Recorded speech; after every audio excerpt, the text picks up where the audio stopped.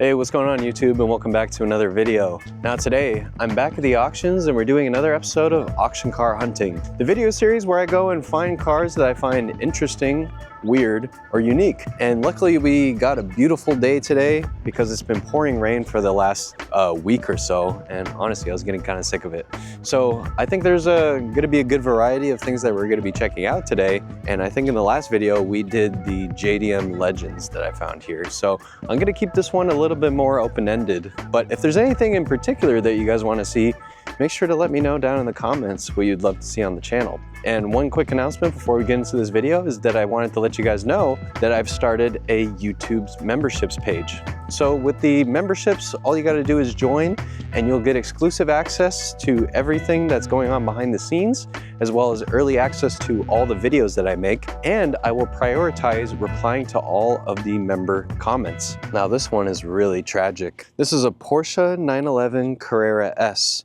And I believe on the Carrera S, they have a little bit wider hips, upgraded trim level, and a little bit nicer of an engine. In this beautiful yellow color, it got hit in the front pretty bad. But you have to remember that the engine is in the back of these things, so this might actually be a more ideal situation, because usually when a Porsche gets rear-ended, you might as well just write it off, because all the engine components get squished. But I'm not saying that this is going to be an easy one. I see a lot of this stuff is bent out of shape. I mean, you could see the sheet metal just completely tore off from the hit. And it's kind of weird how the headlights are gone. I think these are also a hot ticket item for getting stolen. So those headlights, maybe somebody took them off and brought them into the front office, because I wouldn't be surprised. You know, if you just take the headlights off of this car, they're probably gonna be like $1,000 a piece, because that's half the battle with this thing is it's not a Honda Civic. So to get parts for it is gonna be an investment. The bodywork's gonna be an investment. And for the purist out there, of somebody that's gonna be spending so much money on a car like this, maybe a rebuilt title Porsche 911 isn't the way to go. Granted, it's still all here, and I'm sure somebody's gonna put this one back together. It'd have to be for the right price. I can tell the battery is dead because you see this gap in the window. Usually when the battery's on, it assists it in closing all the way. So this, it's just open on this side. When you look at the rest of it, I mean, this yellow in the light is just spectacular. It's a very unique color. I love it. It kind of reminds me of like an E36 Dakar yellow. I'm not sure what hue this is, but I do like it quite a bit. I see that the spoiler is deployed. I think this is only supposed to come up at certain speeds when you're on the highway, but for whatever reason, it's in the up position. Maybe it has something to do with the wreck. And you have to understand that these are very sophisticated and technologically advanced cars now, that there's a lot of tech going on. And I took a little peek on the inside just from standing out here, and I saw that the fuse box is exposed. So that tells you a lot. I see that the airbags actually deployed. There's books. Why are there a bunch of books here? Who knows? They're a little wet too. Yeah, so this is the original Porsche 911 book. This is the owner's manual, and it's very wet. Again, I think it has to do with the battery not closing the windows all the way. I see just like a little hairline gap, and you know, the accident is definitely not doing it any favors, but you have to remember, this is like a six-figure car. So in terms of the quality of everything, I mean, the materials even on the seat are just of a whole nother level, you know? And this one has the PDK, I believe. And these, when you drive them, it's just like a click. It just snaps into gear. Boom, boom, boom.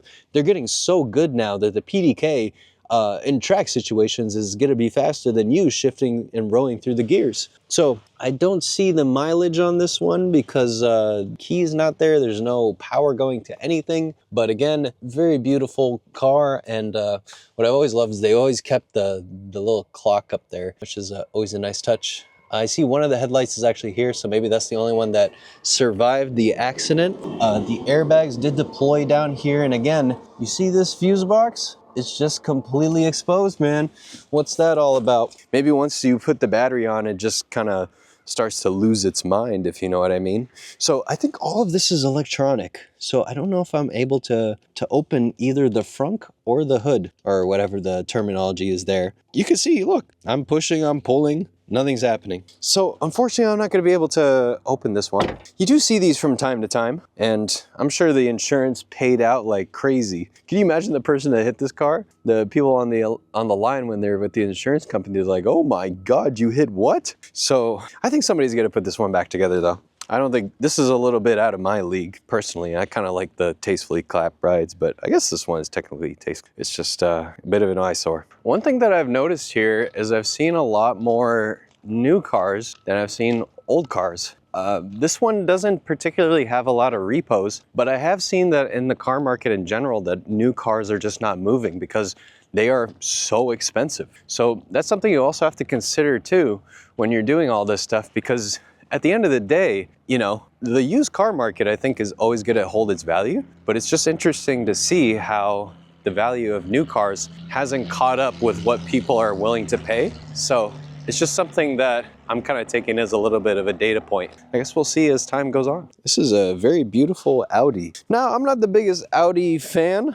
I think that they are a little intimidating, especially if you're going to be wrenching on it yourself. If you want to ask me why I think that is, you should look up a 4.2 liter V8 from Audi and what it takes to do the timing chain on it, and you'll know exactly what I'm talking about. The 4-cylinder turbos that VW puts in a lot of their models are a lot more approachable, easy to find parts, and they made a gazillion of them. But this one is kind of unique because it's a wagon and it's also a manual. So when we look on the inside of this one, you'll see, again, there is a level of attention to detail that I will say with these German cars that is always really nice. So this is the S-Line model, even though it's an A4, but it's optioned out. I mean, it's even got the red stitching on the steering wheel. It's a 6-speed, which really, especially here in the States, you don't really see that.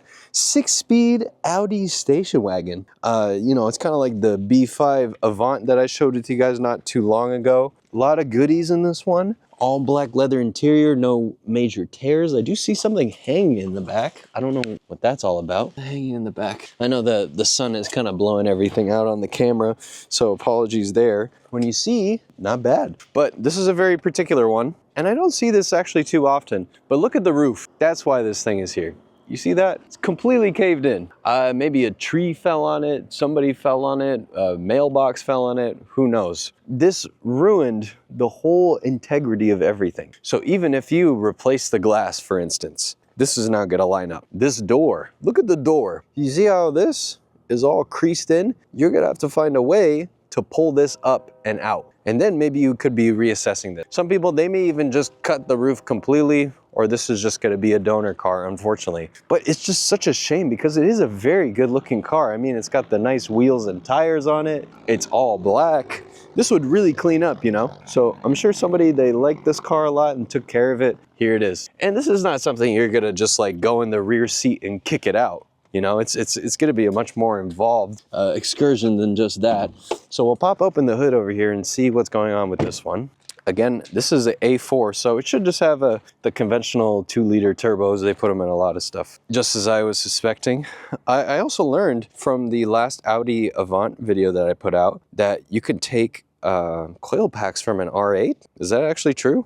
Somebody was saying that. I thought that was pretty cool. This one, missing the vanity cover, so somebody has been in here working on it. It's not like a complete flag, but it just tells you that somebody's been in here, which, I mean, granted it's an old car, it's probably a good thing, if anything. Again, these are not bad. And I think a lot of people, you have to understand too with the Audis, that all of these T30 Torques, once you take it off, remove all this front fascia, this is what you call putting it in the service position. So once all this is taken off in the front, full access to everything if you need to do some major overhauls. But really, the 4-cylinder turbos, they're not bad. So it's got the right drivetrain, it's got the right body styling, in my opinion. The roof is all destroyed. So, all right. I guess we'll move on to the next one. So one of the first cars that I ever bought for YouTube was one of these.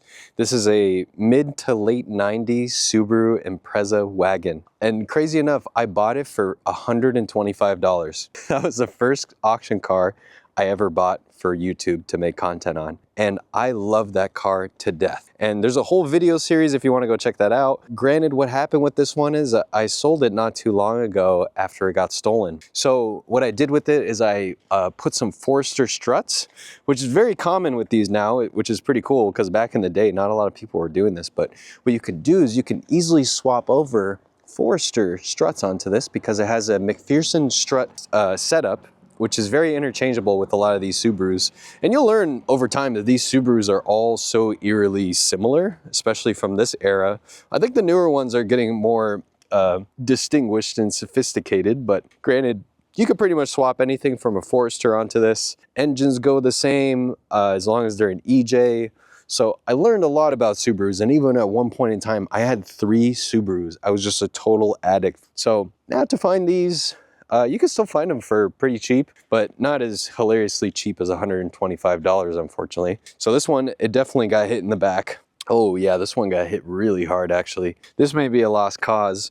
You definitely have to get this one on the frame machine. You're gonna have to pull this back out. And yeah, this is a shame. But I've seen worse, honestly. This may all come back. It's all in finding the place where the crease happened. So you can see the point of impact right here.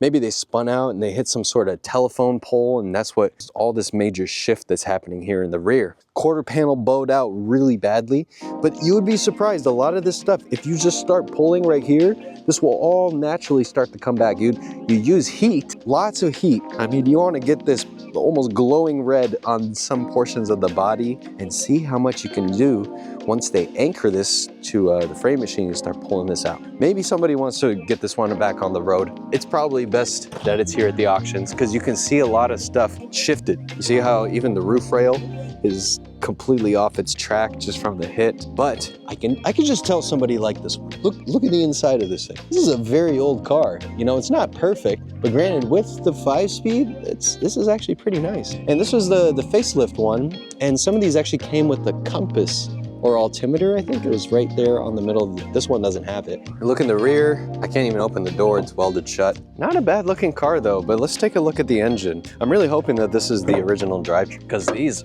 are the best part. EJ22. I love these. So one of the biggest things with these Subaru engines that they're known for is people like to say that they all have head gaskets. So the flat 4 engines are a bit more bizarre when it comes to just the configuration of like a regular traditional inline 4, where you have 2 cylinders on each side that are opposing each other. So kind of the pros of this is that you have a very low center of gravity, and the worst part of it is whenever you need to change the spark plugs because you're gonna have to take all these accessories off on the sides to get to it. Overall, in terms of reliability, these are actually stone cold reliable. As long as you keep up the timing belt maintenance. Don't make the mistake that I did and not change the timing belt, and boom, these are an interference engine. So if you lose the timing belt, you lose compression because the valves and the pistons are gonna shake hands, and it's not gonna be a good time for you because it's a pretty big job.